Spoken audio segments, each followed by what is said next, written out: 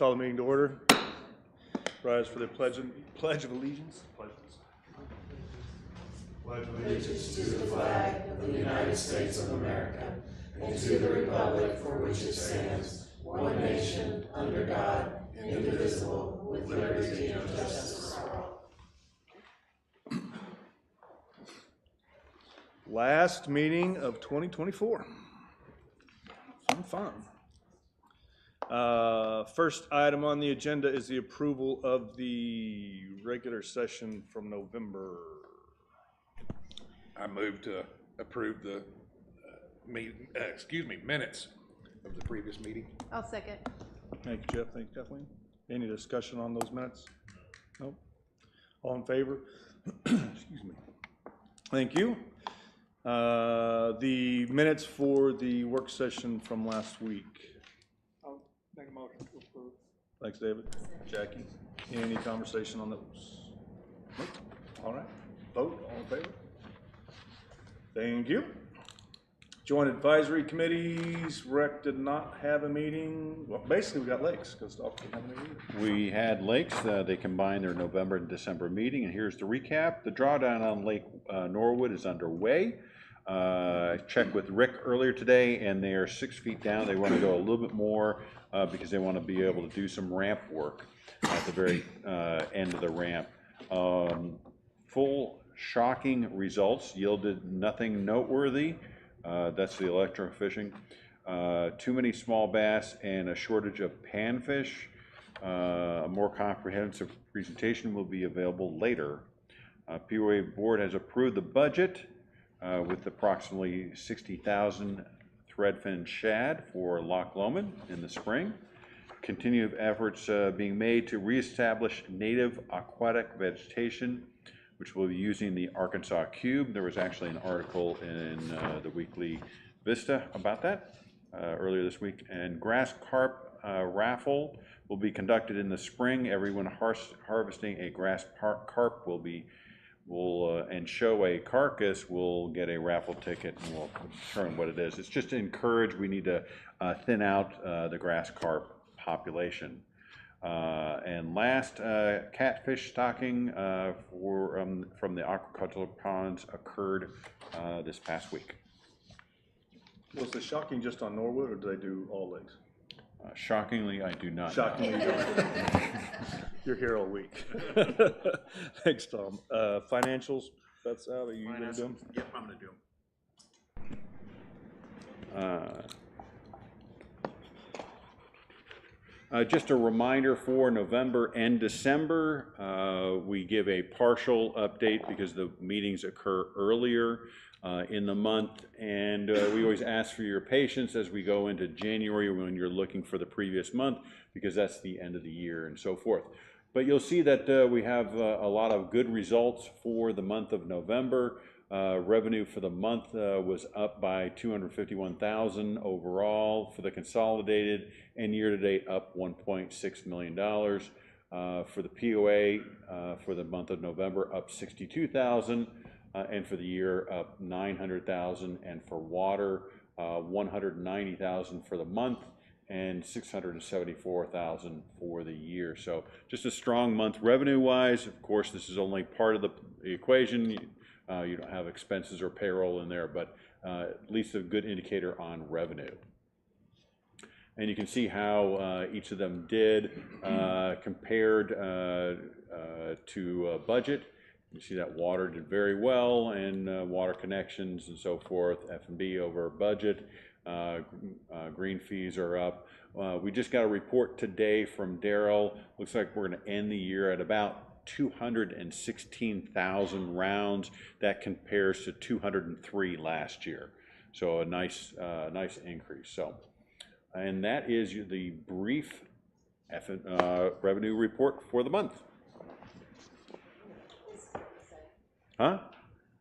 Thumbs up, yeah. Thumbs up. Yeah, all thumbs up. Happy news before Christmas. Very good, thank you. Open forum. You just came to view. You didn't want to. Did you want to speak? Just view. Okay. And no emails, right, Jessica? Okay. Moving right along. Request for the funds for the reserve of the gun range.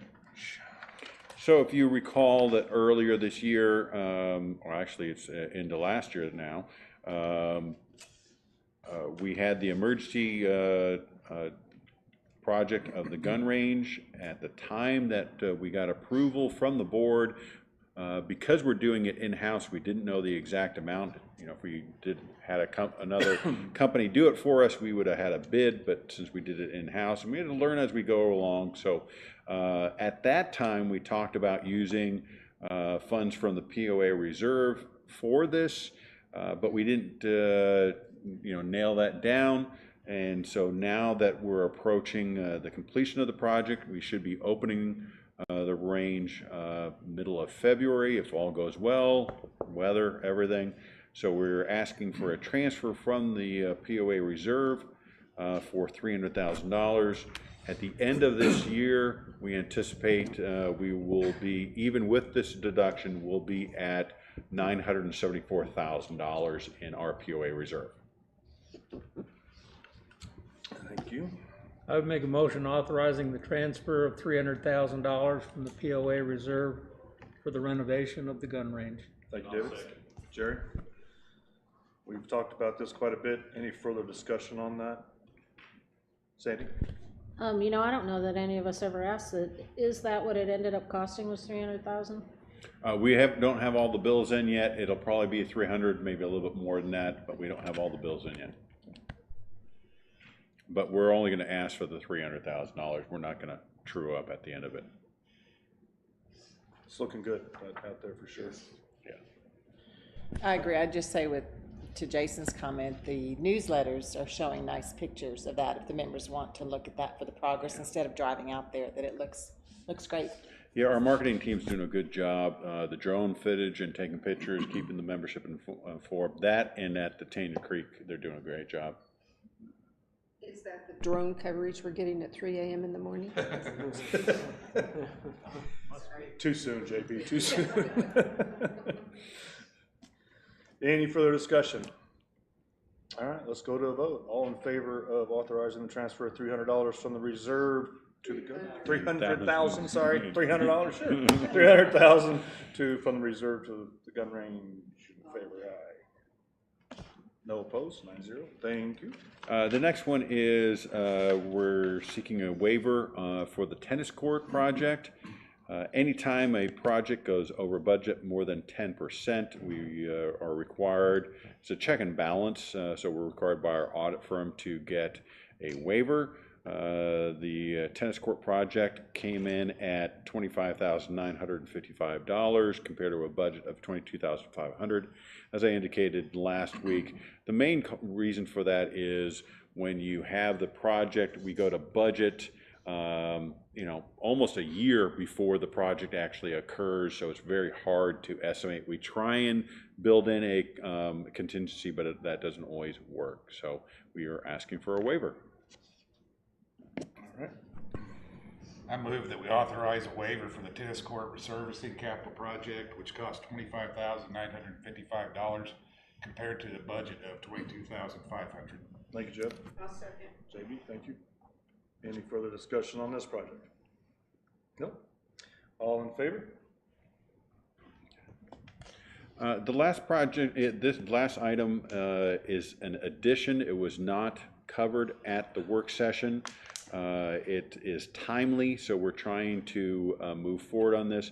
We have a request for the use of common property for a failed septic system.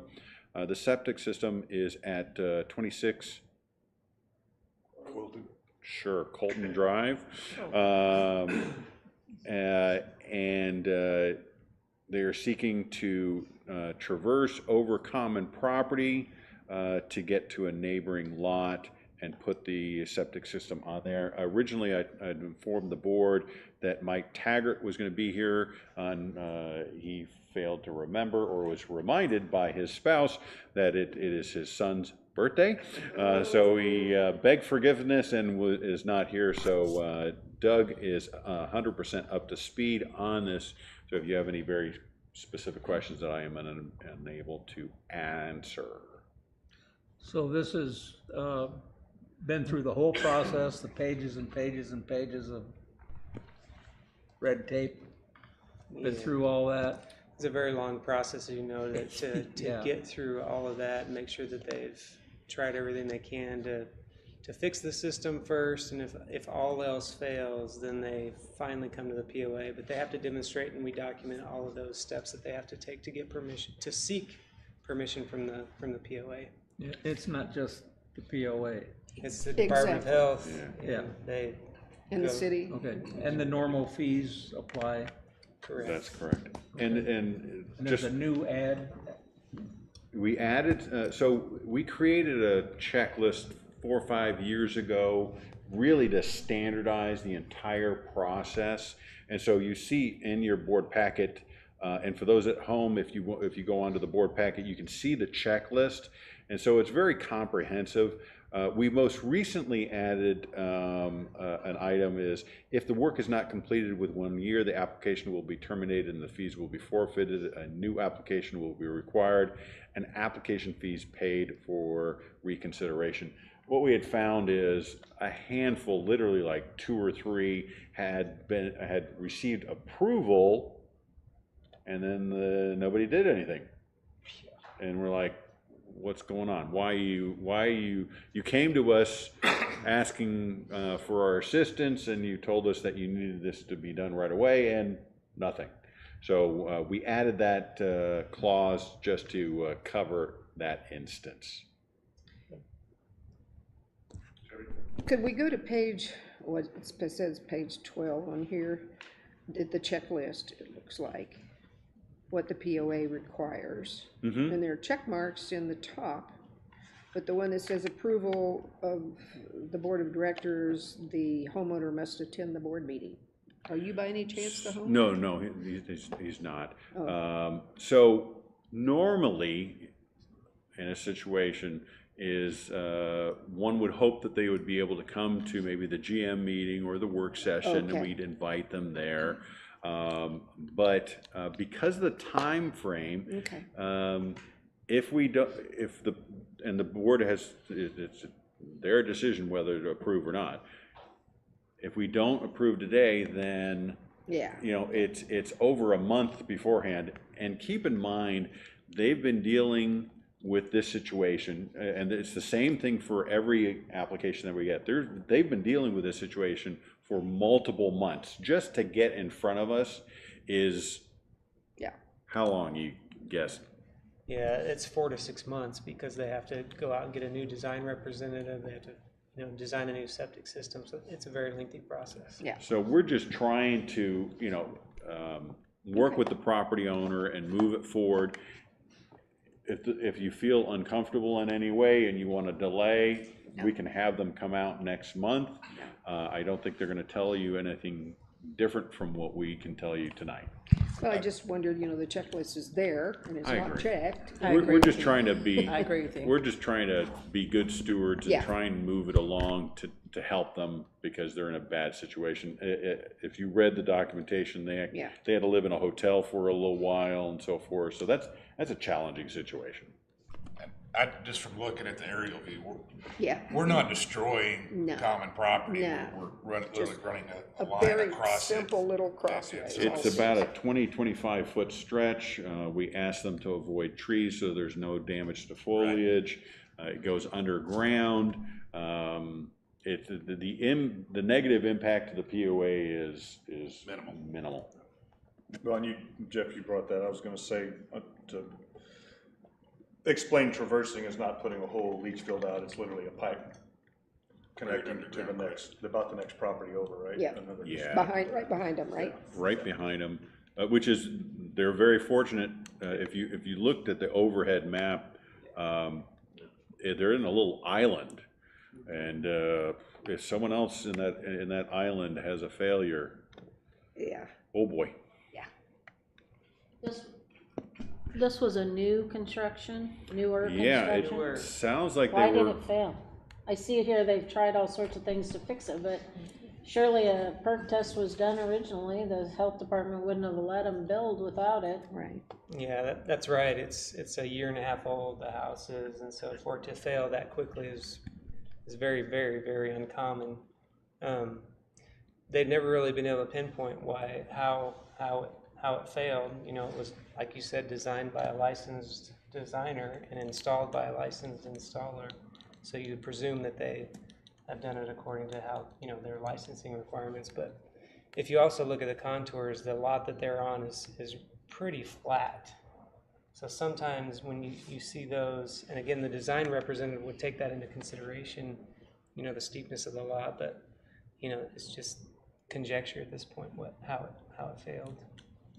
I think you might go into, it works 99% of the time, and here's the 1%. We need a motion. I move that we authorize management to enter into an agreement with the owners of 26 Coylton Drive, parcel number 16-26562-000, to traverse common property to connect with the leach field, which will be placed on parcel 16-26571-000. Thanks, Jeff. She seconds. Kathleen, second. Any further discussion? Jerry, did you have a question? Did you have a question? No. No? I just, because. Yeah, go ahead. Because of JB's pointing that out, it says must. So if we're not, I think it would be prudent of us to put in their clause that we recognized, it said must, but due to time constraints or something, they did not. And So actually, Doug and I are going to suggest some modifications to the policy. We have a bunch of things. And we've already sent something to JB, and we're gonna have it considered in January. Yeah, we're looking to, the Rules and Regulations agenda actually has 3 items at it at this point, so I'm happy. we picked up a couple You're gonna things. miss it? Is this, I mean, they knew they were gonna need to come in front of us according to these rules. Is this a situation where it just got overlooked? Absolutely no. They were fully prepared to come in, but Doug and I are always trying to look at it from the eyes of the customer, of the property owner that is struggling. Yes. And we try and move it forward as quickly as possible. If this was I think that requirement was created when, you know, if you're talking about a builder that's building a spec home and wants to traverse, hey, let's come bring them in here. But this is a property owner that's in a really bad spot. We're just trying to move it forward. If the board disagrees, we can absolutely delay this to January. Yeah. But if it was me and my home and I was in this tough spot, boy, I wish we'd moved as quickly as possible. I'm all for helping them out. This isn't a huge problem for the POA. We have the rule, and to me, somebody looks at that checklist, they could have been here 2 weeks ago is the only point I was trying to make. I'm all for helping them out, but if we're gonna have the rule, then do it, or we're gonna modify it, whatever, but I'm just saying, it's not a big deal, let's move it forward and get it And they back in place. finalized the paperwork on the same day that I sent it out to you guys. So Yeah. I think Yeah, I sent it to you on Tuesday, and that was when I got it. So we wouldn't have been able to have them come out for the work session or anything like, because it wasn't done by then. This just shows you how, I'm gonna use the word tricky, tricky is not a good word, but how difficult it is sometimes to write rules and regulations that apply to every situation without being too strict or too lenient. So we're looking at it again, that's good. Yep. So looking at this, what it says, they must come before us, but what are we going to learn? Because we have the checklist of everything that they've gone through to this point to get to us, so we're probably not going to learn anything more in this case.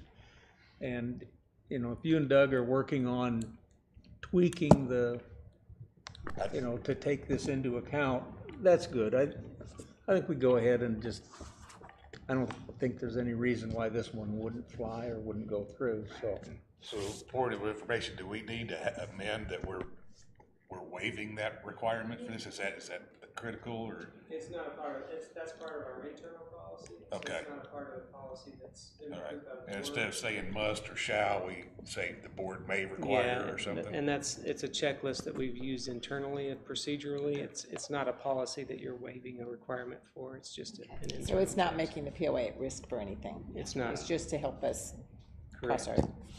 Ts and dot our Is. Excuse me, any further conversation, discussion? No? All right, Do we all call in for the favor vote? of helping these members out?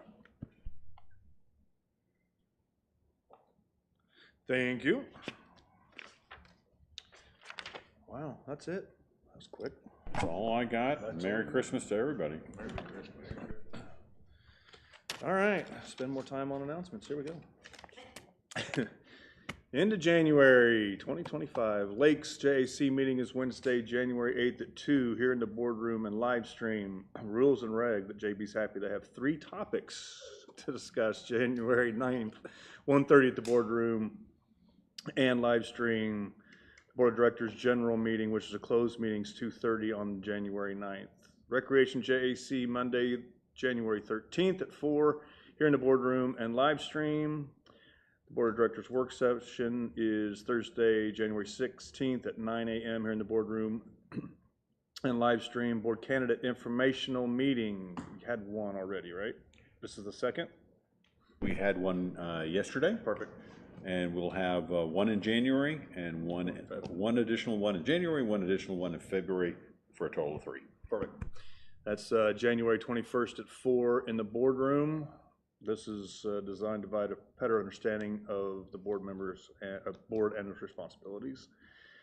The Board of Directors regular session is Thursday, July 23rd at 6 p.m. here in the boardroom and live stream. And then that third meeting, for the candidate information is February 4th at 4 here in the boardroom. Golf's JAC will resume in February 12th at 4 p.m. here in the boardroom and live stream. Anything else from anybody? I'd just like to say, Tom, your entire staff and all of the members that work for the POA would like to wish them a Merry Christmas. Thank them for all their hard work. They are an excellent team. It was a pleasure to meet so many of them the other day at lunch, and I'm just really proud to be part of this organization. Merry Christmas to you all, and thank you for what you do. And thank you for those who were able to make it. Really appreciate you guys coming to the employee Christmas party and helping out and so forth, and meeting a lot of the employees. They really appreciate it. We have an outstanding crew, and we're very proud of them. Even the Grinch made an appearance. Yeah. There's a joke in there, and I'm gonna pass hard. I'm gonna pass. Yes, Deborah. I second that. Merry Christmas, everybody. Everybody have safe holidays, and we'll see you, everybody, in 2025. Excellent. Thank you.